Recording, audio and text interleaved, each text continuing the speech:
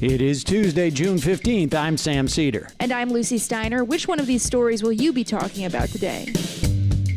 Senate Minority Leader Mitch McConnell said on Monday that he wouldn't even consider letting Biden seat a new Supreme Court justice if the Republicans take back the Senate in 2022. Meanwhile, the Biden administration said that it supports a new resolution to end the 2002 authorization of use of military force. And lastly, Texas may be headed for another major power crisis as the state's fragile power grid expects record use in June. You're listening to Majority.fm's AM Quickie, and these are the stories you need to know.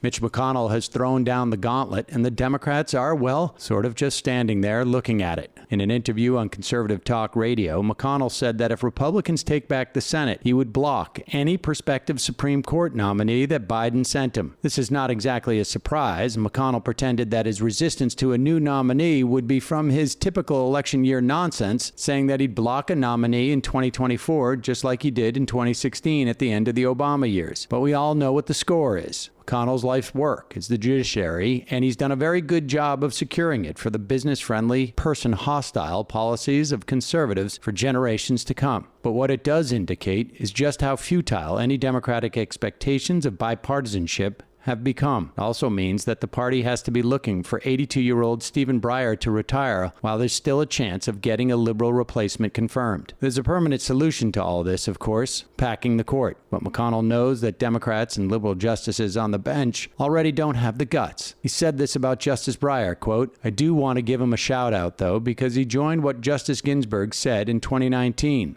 that 9 is the right number for the Supreme Court, and I admire him for that. I think even the liberal justices on the Supreme Court have made it clear that court packing is a terrible idea." Glad to see everyone's on the same page.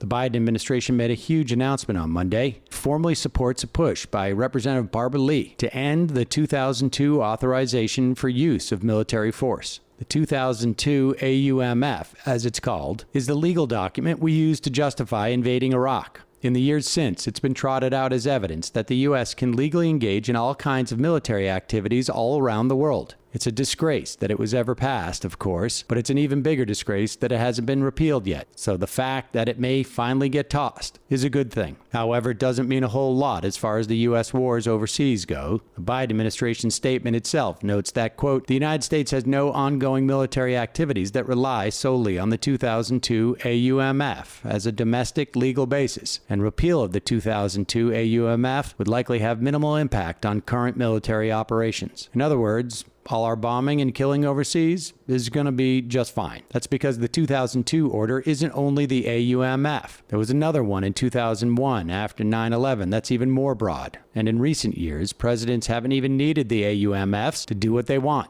They've been able to pursue narrower military actions at their own discretion, thanks to the steady increase in executive power since Bush was elected. Biden's statement does note that the administration wants to work with Congress to replace these so-called outdated orders, but it's pretty clear that its ability to wage war isn't going to be affected all that much. Majority.fm's AM Quickie is fueled by JustCoffee.coop. Just Coffee is a worker-owned coffee roaster based in Madison, Wisconsin that has sponsored the Majority Report for nearly a decade. Check out their collection of fair trade roasts, including our own Majority Report blend. And regardless of what you order, receive 10% off your order when you use the code MAJORITY at checkout. And all shipping is free. That's coupon code MAJORITY at JustCoffee.coop. Another power crisis is shaping up in Texas, this time due to the massive summer heat wave rolling through the state. ERCOT, the state's energy grid operator, asked customers on Monday to conserve as much energy as possible, as many of its generators were down for repairs. On top of that, ERCOT estimated that June could see record-breaking demand for power. This is a very similar situation to the disastrous, deadly outages in Texas this winter, when millions went without power during a brutal cold snap. Now ERCOT's customers are once again facing the prospect of blackouts, this time as temperatures spike to over 90 degrees in much of the state. ERCOT is asking Texans to set thermostats to 78 degrees or higher, turn off lights, and avoid using large appliances until the end of the week. Those steps might help, but it's not really the everyday consumer's job to fix Texas's hugely unstable energy grid. Austin's local NPR affiliate reports that experts have warned power problems like this will keep happening unless the state moves away from coal and gas generators and overhauls its wildly deregulated system. Until then, the government is basically forcing regular Texans to bear the heat. And now for some quicker quickies. Quicker Quickie. Meanwhile, a driver plowed into protesters in Minneapolis late on Sunday night, killing one and injuring several others, in a similar attack to the ones that menaced protests last summer. The crowd was protesting the death of Winston Boogie Smith Jr., 33-year-old black man who was killed by U.S. Marshals on June 3rd. President Biden gave his first speech to NATO on Monday. The key issues looming over the Cold War-era alliance are Ukraine's possible entry into the group, especially ahead of Biden's upcoming summit with Russia's Vladimir Putin. In his speech, Biden stressed that he wasn't looking for a confrontation with Putin. Well, I guess we'll see how that goes.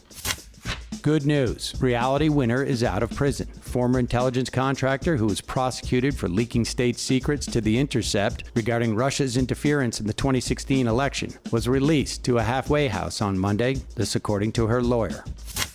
Washington Post analysis found that coronavirus infections are dropping where most people have been vaccinated and rising where they are not. That may seem obvious, but it underscores just how far some states and communities have to go to keep their constituents safe. Quicker Quickie.